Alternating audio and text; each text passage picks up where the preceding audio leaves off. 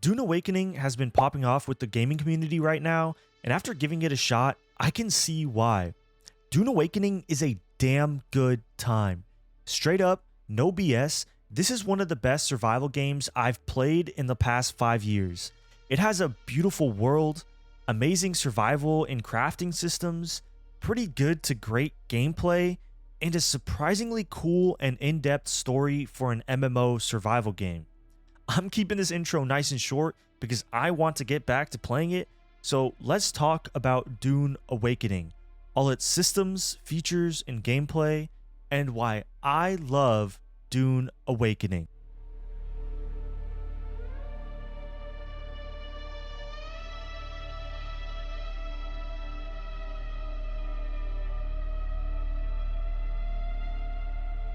Now, to start, I want to talk about this game's world. Dune Awakening is set on, well, Arrakis, an arid, dry, hot hellhole of a planet filled with raiders, lots of sand, and of course, an absolutely massive sandworm. Like a game I love, Kingdom Come Deliverance 2, it's hard to make a world that has such similar environments look visually appealing, and most importantly, immersive. And this game, being a survival game, it's important to feel immersed in the world. And on top of that, this game has the tall task of living up to the Dune movie's amazing depiction of this hellish but beautiful world. And let me tell you, Dune Awakening absolutely delivers. To start, this game is graphically impressive.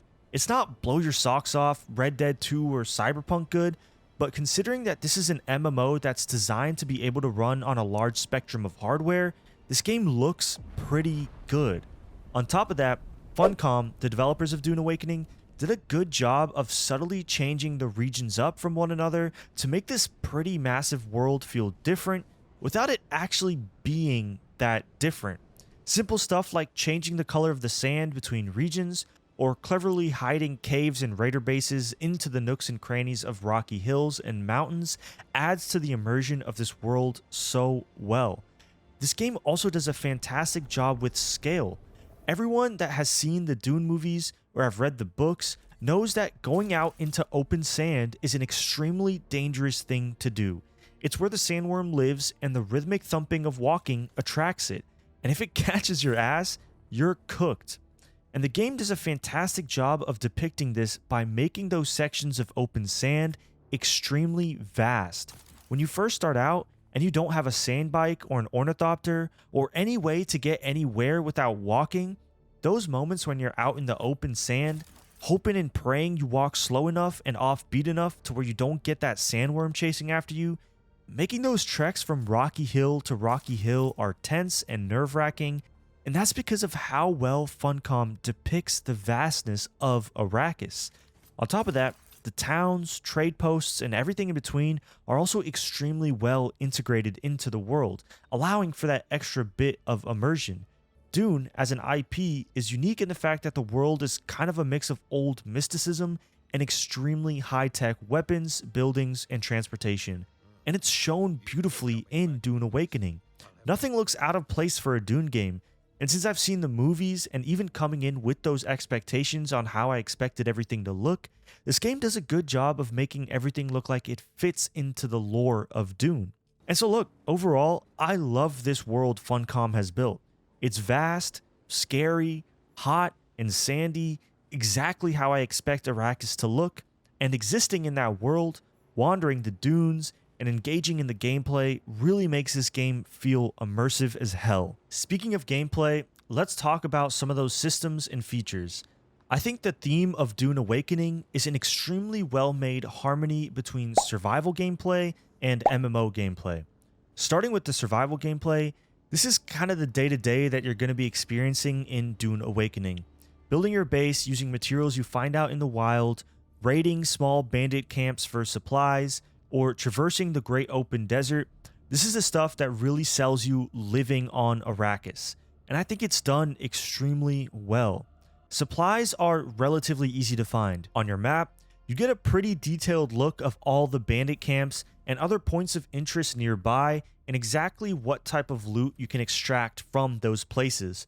This makes it pretty easy to figure out what you need for your base, pinpoint a location on the map that has those materials, and then make that journey over to that point to get those materials. Crafting in this game is also pretty well done. Every item is categorized into categories like construction, water discipline, combat, and other categories like that. You unlock items by gaining intel points, which can be gained by leveling up or finding them out in the world.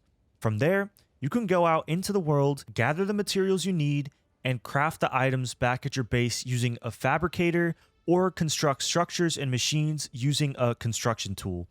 Considering that this is a survival game, there are also survival systems in the game that force you to be cognizant of certain things.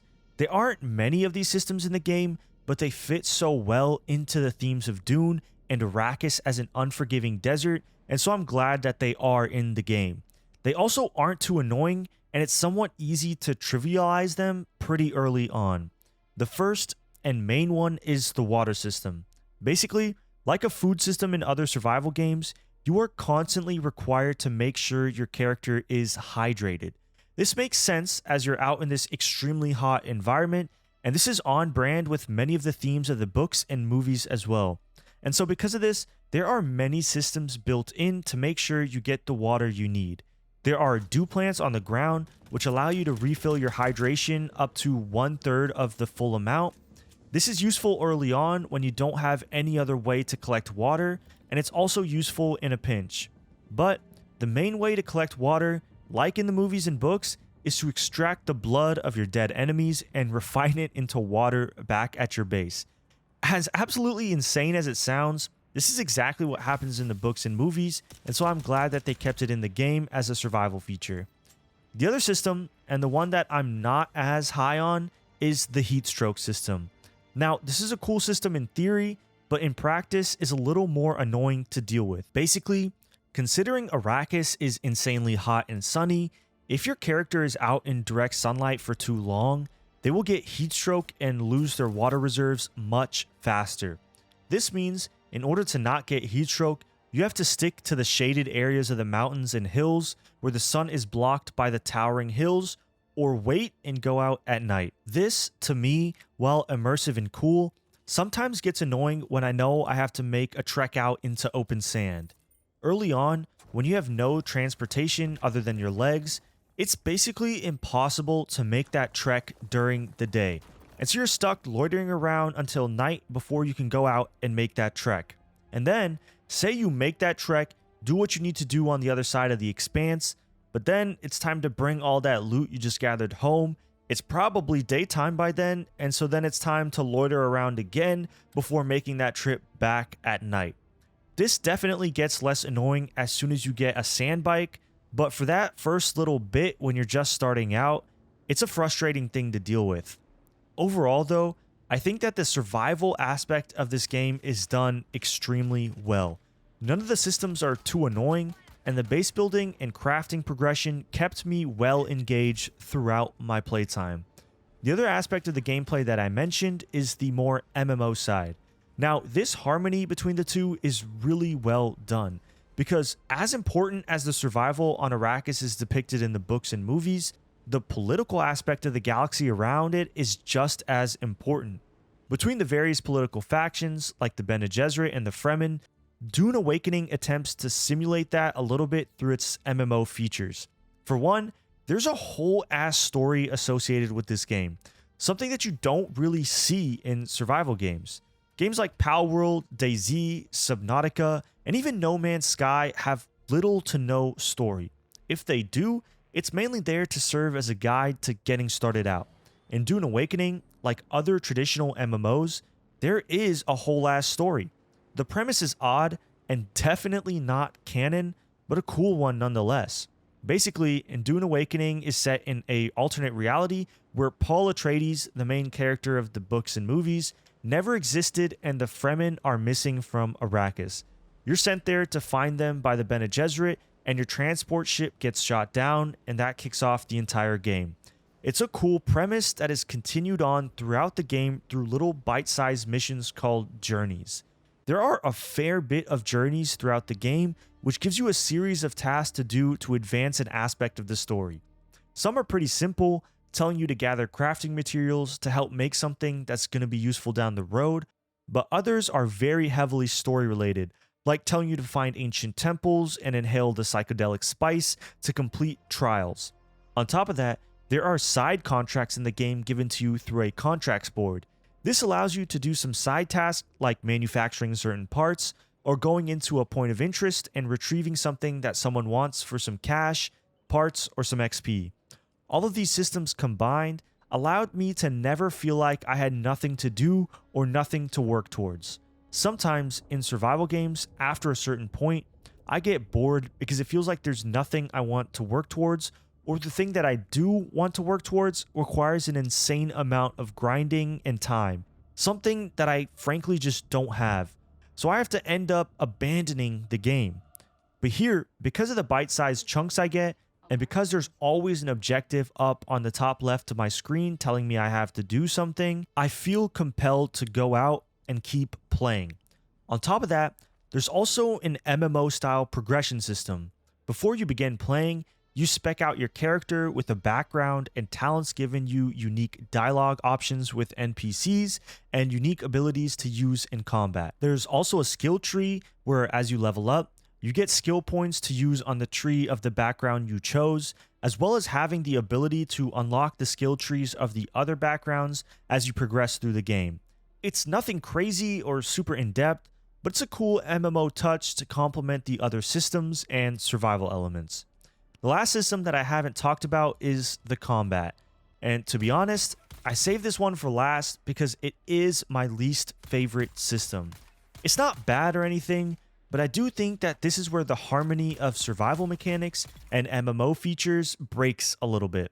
The combat, at least with how far I am into the game, is extremely basic. You have some guns and a little bit of melee, and you go out and you shoot enemies. Maybe you potentially throw some grenades depending on your build, but that's really about it. The AI isn't particularly very smart. They kind of just stand there or immediately rush you, and so you have the option to fight by gun or by knife. I haven't gotten to the PvP sections of the game yet, so I don't really know if it gets any better, but for now, it's serviceable, but not particularly great. Luckily though, while the system is prevalent, it's not the only main thing you do in the game. There are plenty of other systems and features that are more important. Combat, at least right now, for me in my playthrough, it's just a means to an end rather than the main event. Overall, man, I'm extremely impressed with Dune Awakening. As someone who's a casual survival game player, my favorite one being No Man's Sky, and as someone who isn't really an MMO player at all, this game really clicked with me in a lot of different ways. Part of it is because it's a Dune game, and that it's a franchise that I do enjoy. I love Dune's harmony between sci-fi and mysticism, and I think it really portrays well here in Dune Awakening. I can easily see this game being something I get addicted to for weeks at a time, leave alone, and then when a new update drops, go back to being addicted.